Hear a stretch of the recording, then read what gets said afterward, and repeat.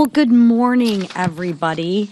Hope you're having a nice day on this nice, bright, sunshiny day. House Republicans made a promise, and it was simple: lower costs and bigger paychecks. This week, we are delivering again. We are passing 5 more bills to actually boost American paychecks and expanding benefits for working families.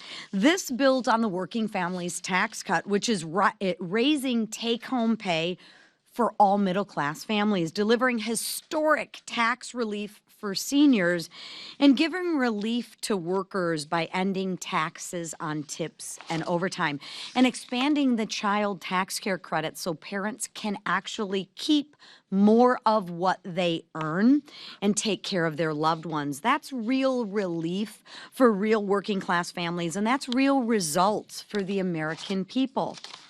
Now, we're even going further. We're making it easier for workers to gain new skills and encouraging employers to offer better benefits. These are common sense reforms that will actually improve people's lives. But we aren't just growing paychecks and boosting benefits. We're doing a lot more. We're finally fixing the broken way Washington spends your money. Following the strong passage of 3 funding bills last week, which no one thought we could get done, we are moving 2 more major appropriation bills forward this week to advance President Trump's agenda and vision of a golden age defined by security and growth. Gone are the days of bloated backroom deals. We are actually delivering full year funding through a transparent process that actually guts bureaucracy, wasteful spending, and puts America first. You'd think Democrats would support that, right? Gut the waste, fraud, and abuse, right? You'd think the Democrats would support these pro-worker bills that better the lives of America, but they won't. Watch the floor this week. Democrats will vote against bigger paychecks and better benefits for Americans. They will, as usual, side with bloated government. They encourage the waste, fraud, and abuse, and they are on the side of the criminals.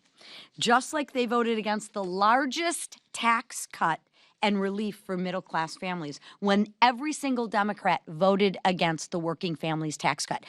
Every single Democrat voted to raise all Americans' taxes. I don't know why we aren't covering that. Every single Democrat voted to raise Americans' taxes. Could we cover that a little bit? It's frustrating, not because these ideas don't work. So ask yourself, why don't the Democrats vote for common sense solutions? I'll tell you why. It's because Republicans are delivering, and they don't like that.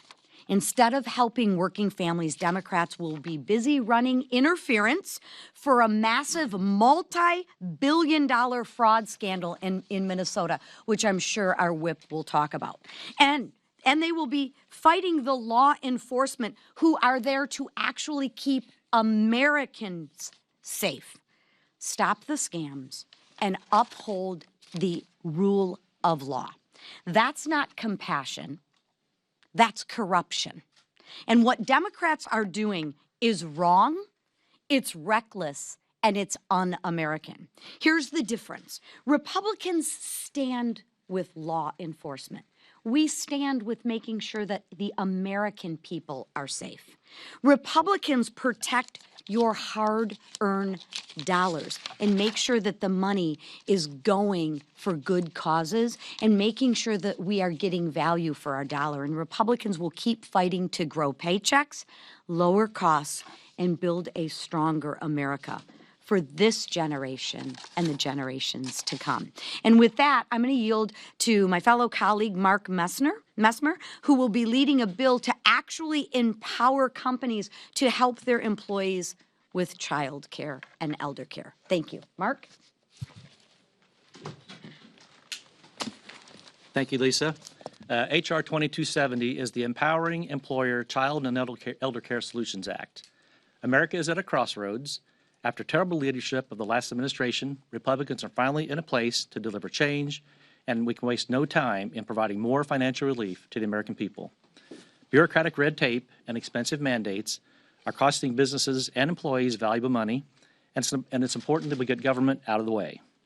I have introduced the Empowering Employer Child and Elder Care Solutions Act to give businesses the flexibility they need to pass on this important benefit to their workers. Current mandates of the Fair Labor Standards Act related to dependent care drive up the cost of businesses through unreasonable pay calculations. These expensive requirements naturally remove the incentive for companies to provide this service at no cost to their employees.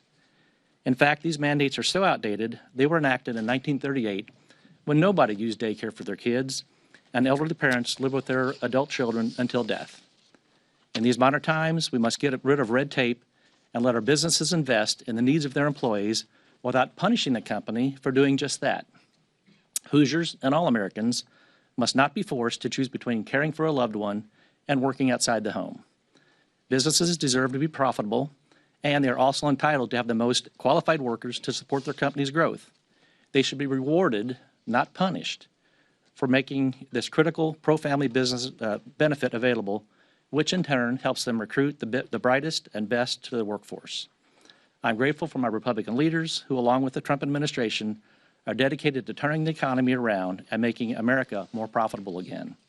The Empowering Employer Child and Elder Care Solutions Act contributes to our goal of returning affordability to the American people and the U.S. workforce. The American taxpayer needs our help now more than ever to get our economy back on track, and this bill will be one small step in making that dream a reality. Thank you.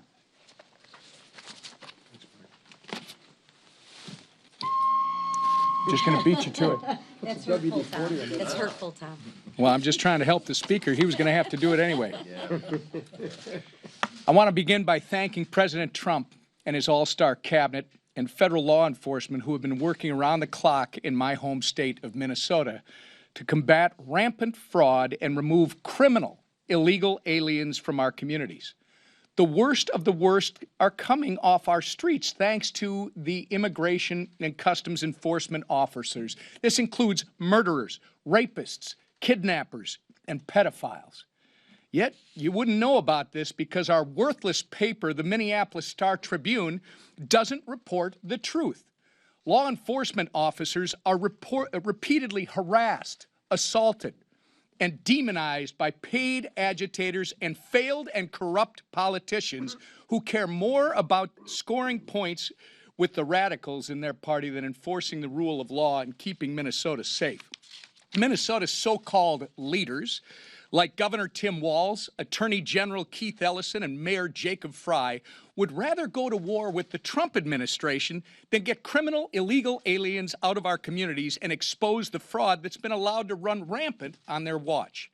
Once again, the Democrats have shown their true colors.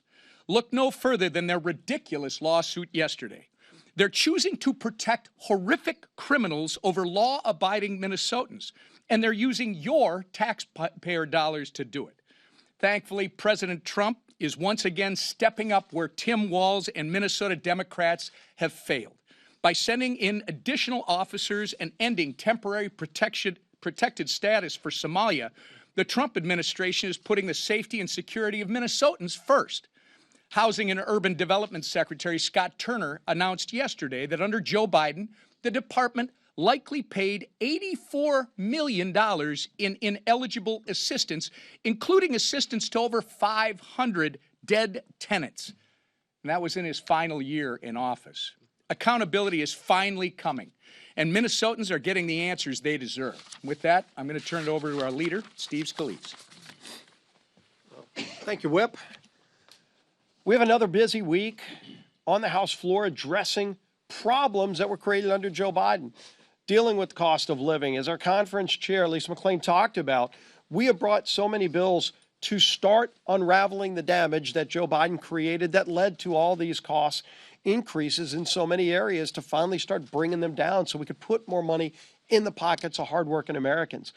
You look at a great housing package last week to lower housing costs, bills that came out of French Hill's committee to address some of those problems. We have some more bills coming out of the Financial Services Committee to address that problem. This week, we're bringing a number of bills that came out of the Education and Workforce to help workers, to help small business owners, to address some of the rules and regulations that added so much to the cost of things when you go buy things all across the spectrum. Why are prices so high under Joe Biden? But it's really interesting when you hear Democrats yelling and screaming about the cost of things. My question is, where were those Democrats when they were jacking up all those costs on families for 4 years under Joe Biden? Did Democrats forget? And do they think voters are going to forget that under Joe Biden for 4 years, gas prices doubled? Yes, doubled. Did they forget that under Joe Biden for 4 years, mortgage rates doubled? Where were the Democrats who are complaining now then when they were jacking up with all their spending and their corruption that they supported? And then those mortgage rates affected hardworking families under Democrat control here in Washington. Inflation under Joe Biden hit its highest level in 40 years. Where were those Democrats that are talking about it now as it's finally going down? Where were they when they were jacking it up? Interest rates reached their highest level in 22 years. Oh, and by the way, under Joe Biden and Democrats, when they were running this town, real take-home pay by workers had decreased under Biden by $3,000. Less money in your pockets under Joe Biden, and not a word, crickets, from Democrats in Washington. And now when you hear them, what they're really complaining about is the fact that Donald Trump is working with a Republican president to finally mop up the mess they created, to lower those costs. Think about this. Gas prices at their lowest level in 5 years. 5 years. And by the way, it wasn't just magic and pixie dust that did that. It was real policies that every Democrat voted no on to lower gas prices. We Republicans lowered gas prices. Every Democrat voted no. Not most of them, not some of them. Every single one of them. We brought a bill to lower health care costs. You've heard a lot about that from Democrats, right? There was a bill on the House floor just a few weeks ago to lower health care costs by 11%, according to CBO. Every single Democrat voted no on that bill. Core inflation is at its lowest level today in 5 years. 5 years. And Democrats voted against all the bills that we passed to root out waste, fraud, and abuse, which had a lot to do with lowering inflation. Everybody knows when you saw Democrats go on this crazy spending spree for 4 years, trillions of dollars in new spending, jacking up inflation, we finally said we're going to get control over spending. And not only that, we're going to root out waste, fraud, and abuse. And guess what? Every Democrat voted no on those bills. And by the way, what is the ultimate result for families? And we're just getting started, by the way. We're not even at 1 year of President Trump's first term and next term in office. Real wages, that's money in your pockets. It was down $3,000 under Joe Biden. Under just the first year of Donald Trump, real wages are up $1,200. More money, real money, in the pockets of hardworking families, and every Democrat voted no. I can see why they're yelling and screaming. They don't want the American people to know not only what's happening to finally unravel and mop up the mess they created after 4 years, they don't want the American people to know that they have voted no every step of the way to fix the mess they created. And we're just getting started, and leading us in this effort to unravel the mess, working with President Trump, is our Speaker of the House, Mike Johnson.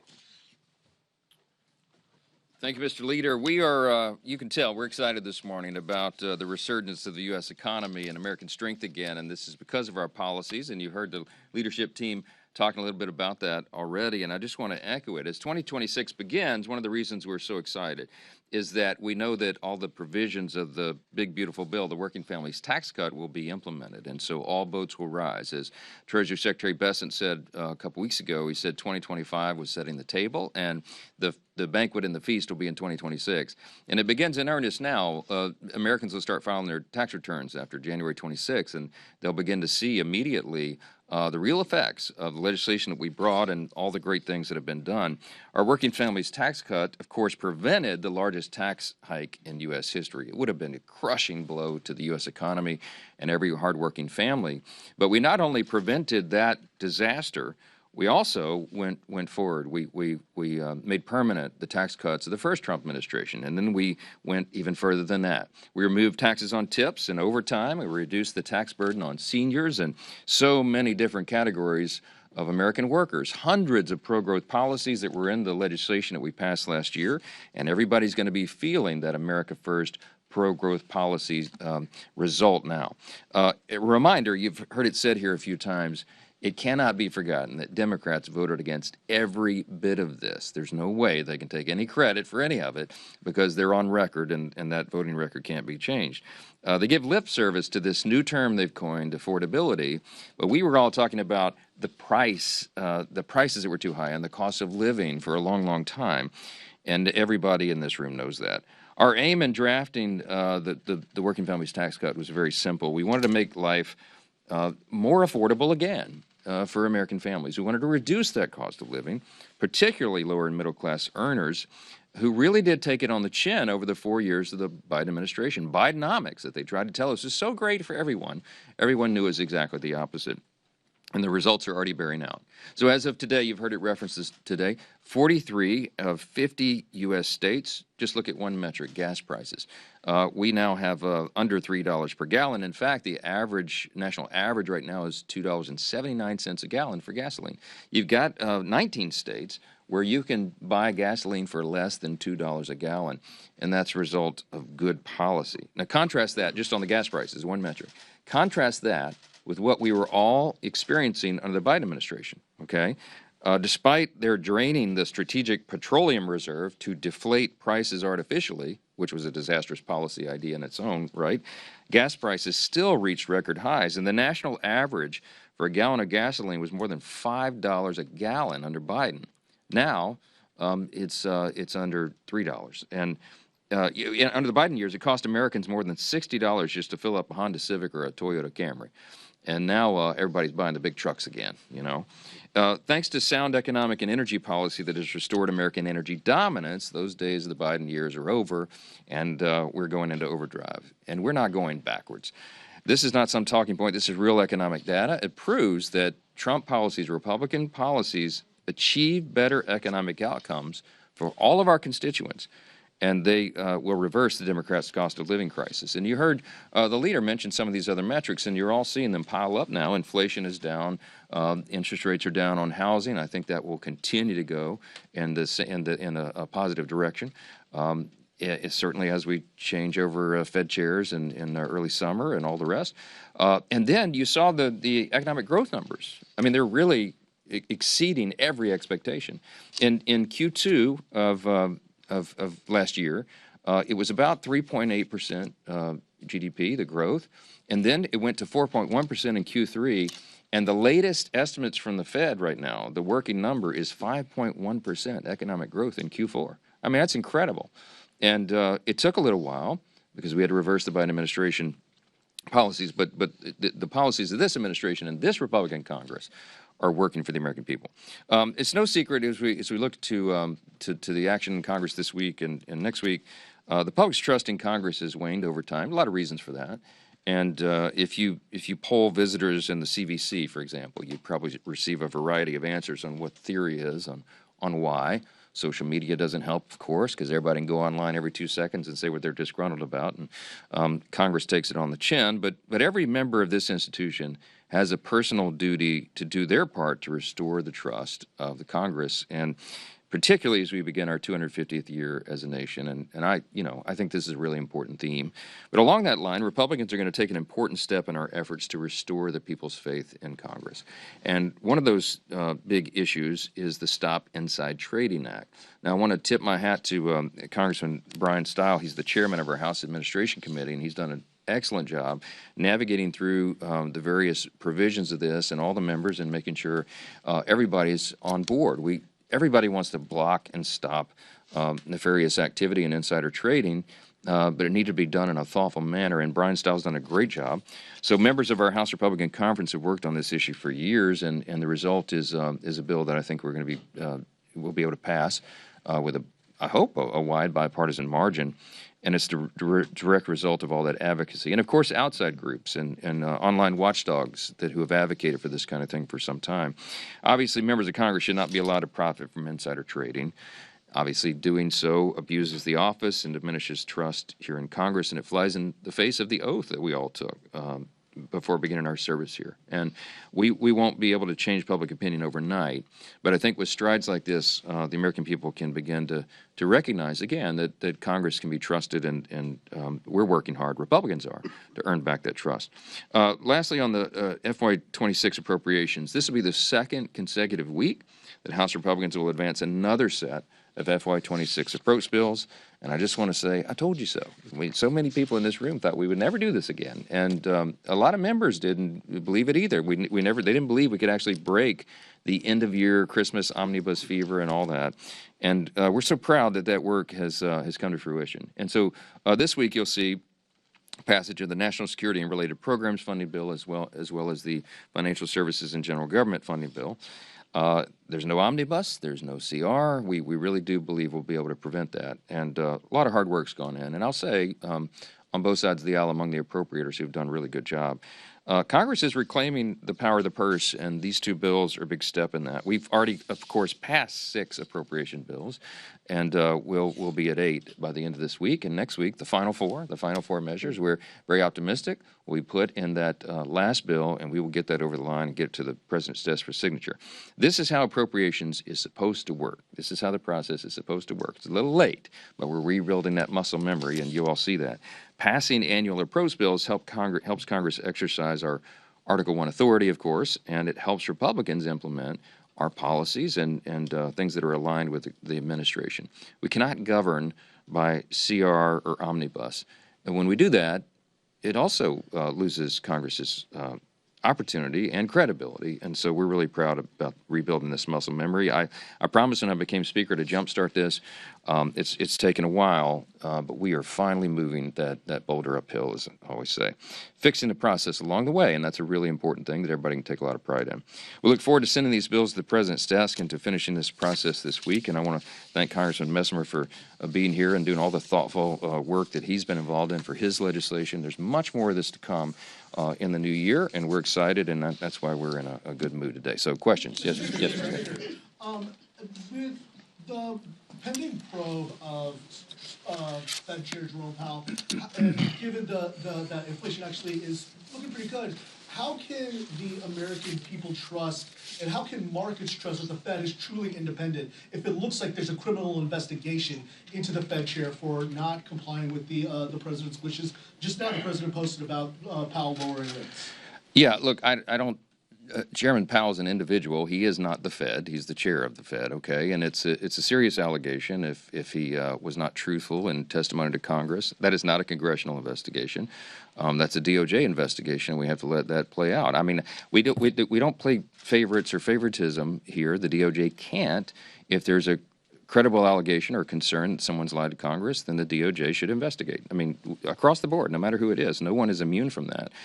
If he's innocent, as he says, then that will come out in the investigation. And all of us need to reserve judgment and wait for that to happen. Meanwhile, the Fed is continuing to do its work. And, you know, I mentioned their estimate on the economic growth number. I mean, 5.1% GDP.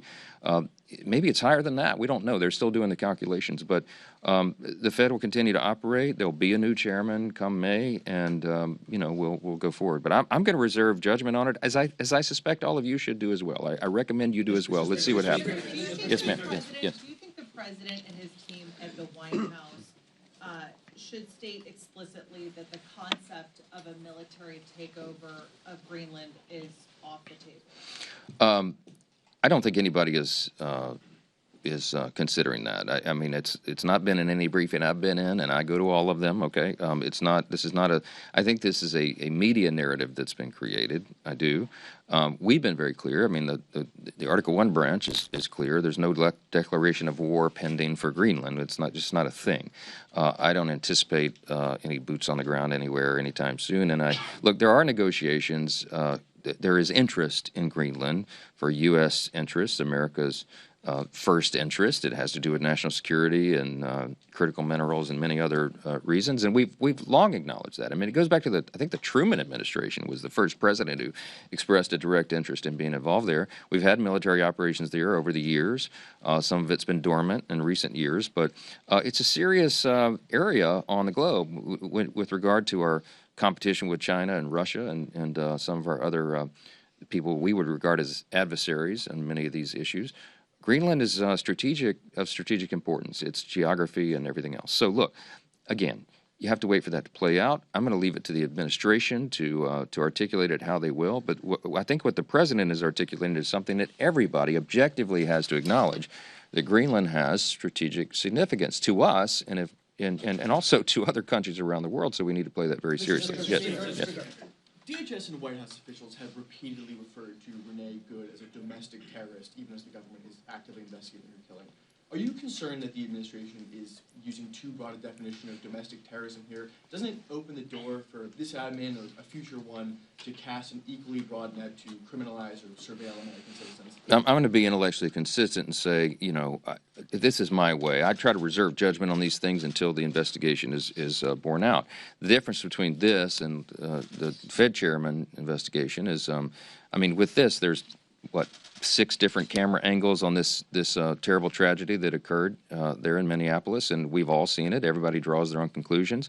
It's interesting that you can get 2 people to look at the same video, and they draw 2 different conclusions. This is why we have investigations, and I'm confident that will go through. I think the feds. The state should definitely cooperate with the federal investigators. That's how these things work, and we'll find this out. What I saw, the angle that I saw, was this woman was taunting ICE officers. She was impeding law enforcement. She was violating a number of laws in doing so. They were very patient and asked her multiple times to remove her vehicle and stop impeding their operation, and she refused. Her partner, whoever that was taunting the officer. It was a crazy set of circumstances, and from the angle I saw, this is my view. I'm not the investigator, and I'm not the judge and jury, but I'll tell you what I saw is that the vehicle, she revved, she hit the accelerator and hit the ICE officer, and he reacted in a split second. And it will be up to the investigators and everyone else to determine the outcome of that. But I think everybody should reserve judgment on it, and I'm going to keep saying the same thing. Yes, ma'am. Yes. Go ahead. Yeah. Thank you, Mr. Speaker. President Trump is proposing a 10% cap on credit card interest rates as a part of an affordability push. How much support is in your caucus for that? I talked with him about it briefly yesterday, and he is the president is the ideas guy, and what he's doggedly determined to do and laser focused upon doing is the same thing that we are, and that is reducing the cost of living, bringing down prices for the American people, and he's looking at every idea under the sun to do that. It's one of a large menu of ideas that have been proposed as something we ought to think about and investigate. Since I had the conversation with him, I've talked to a number of colleagues about that and what that would mean, and are there unintended consequences of that? And it's a complicated area. So I don't know. Like everything else, you would need legislation to do something like that, and we'd have a lot of work to build consensus around it. But you got to be very careful if you go forward in that. In our zeal to bring down costs, you don't want to have negative secondary effects of that. So, for example, one of the things that the president probably had not thought through, and others at first glance, it sounds great. We should bring down, interest rates to 10%. It would help everybody, all borrowers. There's a lot of Americans who have a lot of credit card debt. But then, what some of the experts have said is, well, but the problem is if you do that, then the credit card companies, the negative secondary effect is that they would just stop lending money, and maybe they cap what people are able to borrow at a very low amount. And then that would have a negative effect on a lot of people who work on revolving credit. So it's something that we got to be very deliberate about. The president understands that. He wants us to do the right thing by Americans. When he says America first, it comes from a sincere place in his heart and all of us. And what I love about this president is he's willing to think outside the box and propose ideas for us to work through to see if it will actually achieve the desired objective. And that's what we're in the process of doing every day around here. So again, I wouldn't get too spun up about ideas that are out of the box, that are proposed or suggested. The thing about this president is he's totally transparent, and he says often what he's thinking out loud. This is unusual because most presidents like Biden, we couldn't get anything out of him for 4 years. We didn't know what he was thinking, if he was thinking at all. So it's jarring for some Americans to hear a president who just says go, go, go, go, go 24 hours a day to help the American people, and we're working through those ideas, and that's one of them we'll work through. Thank you. Appreciate it.